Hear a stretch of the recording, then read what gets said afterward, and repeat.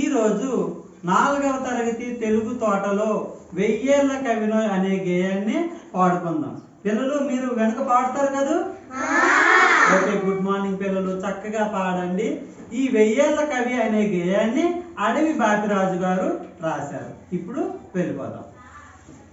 1000 సంవత్సరాల వెనకాల కవినోయ్, 1000 సంవత్సరాలు పోయాక కవినోయ్, 1000 సంవత్సరాల వెనకాల కవినోయ్, 1000 సంవత్సరాలు పోయాక కవినోయ్,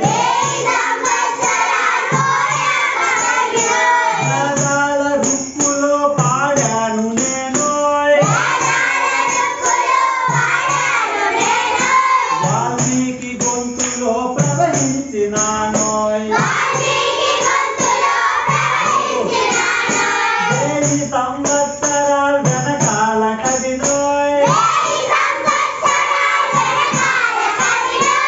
1000 సంవత్సరాలు పోయాక కవినోయ్, యాదర్శి గీతిలో ప్రజ్వరిల్లానోయ్, కవి గుణాఢ్యుని రక్త కణమును నేనోయ్, 1000 సంవత్సరాల వెనకాల కవినోయ్, 1000 సంవత్సరాలు పోయాక కవినోయ్,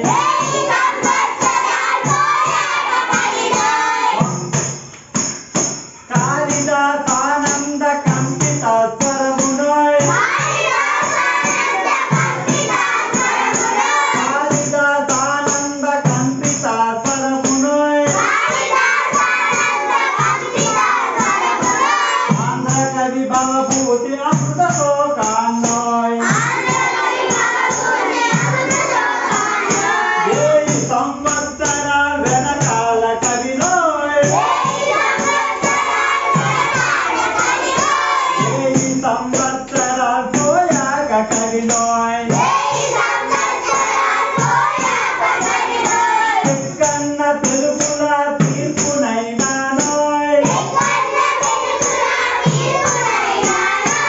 ఈనాటి పాటలో ఇమిడిపోయానోయ్,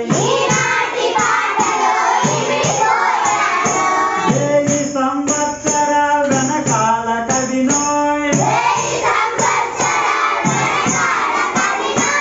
1000 సంవత్సరాలు పోయాక కవినోయ్, అన్ని భాషల వన్న చిన్నలైనానోయ్,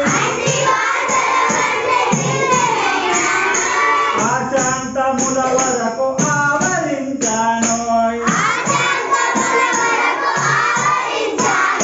1000 సంవత్సరాల వెనకాల కవినోయ్,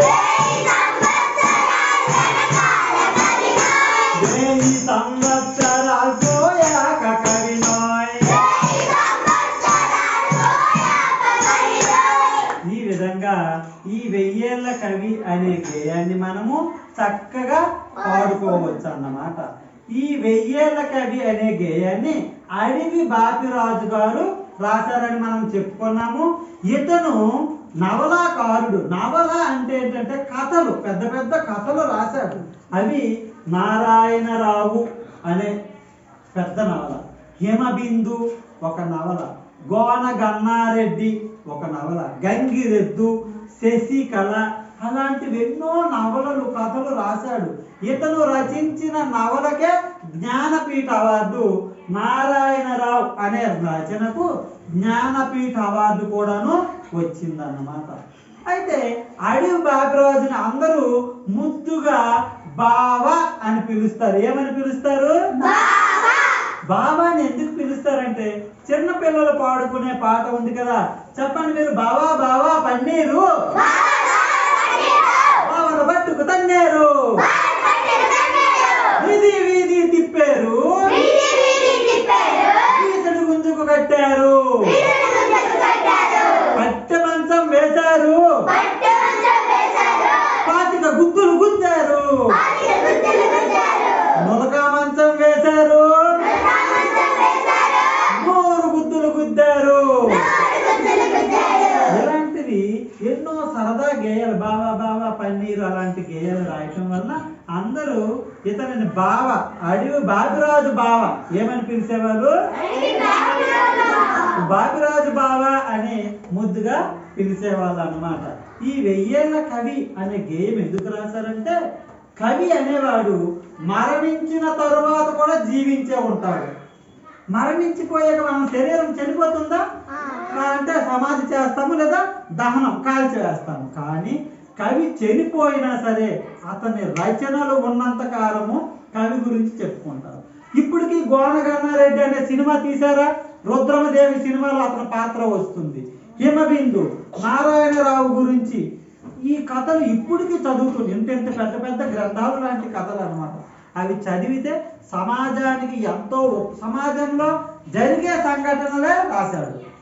అందుకే బాపిరాజు గారు చనిపోయినా అతని నవలల గురించి ఇప్పటికీ మనం చెప్పుకుంటున్నాము.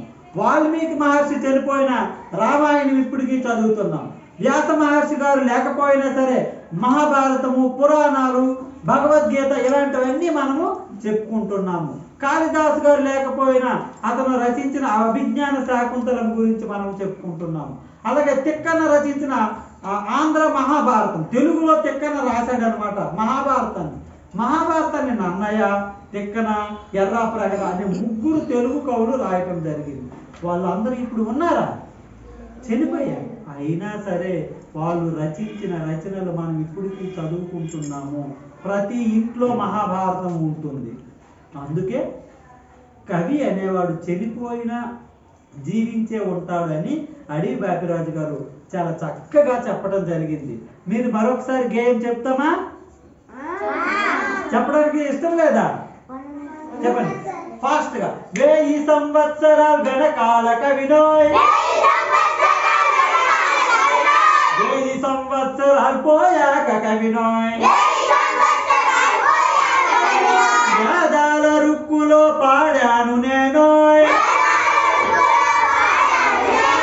వాల్మీకి గొంతులో ప్రవహించినానోయ్, వ్యాసర్షి గీతిలో ప్రజ్వరిల్లానోయ్, కవి గుణార్జుని రక్త కణమును నేనోయ్, కాళిదాసానంద కంపిత స్వరమునోయ్, ఆంధ్ర కవి భవభూతి అమృత శోకానోయ్, తెక్కన్న తెలుగుల తీర్పునైనానోయ్, ఈనాటి పాటలో విడిపోయానోయ్, అన్ని భాషల ఉన్న చిన్నెలైనానోయ్, ఆశాంతముల వరకు ఆవరించానోయ్, 1000 సంవత్సరాలు వెనకాల కవినోయ్, 1000 సంవత్సరాలు పోయాక కవినోయ్. ఇలా కవులు అనేవారు ఒక మన తెలుగులోనే కాదు, అన్ని భాషలలోనూ. తెలుగు, తమిళంలో కవులు ఉన్నారు, హిందీలో కవులు ఉన్నారు, అమెరికాలో, ఇంగ్లాండ్లో, ఇంగ్లీష్లో కూడాను ఎంతో మంది కవులు ఉన్నారు. వారందరూ కూడాను ఇప్పటికీ జీవించే ఉన్నారు. మంచి రచనలు చేసేవాళ్ళు ఎప్పుడు ప్రజలు గుర్తించుకుంటారని చెప్పడం ఈ గేయం యొక్క భావం అన్నమాట. అడవి బాపిరాజు గారికి మనం ఈ గేయాన్ని అంకితం ఇస్తూ ఉన్నాము.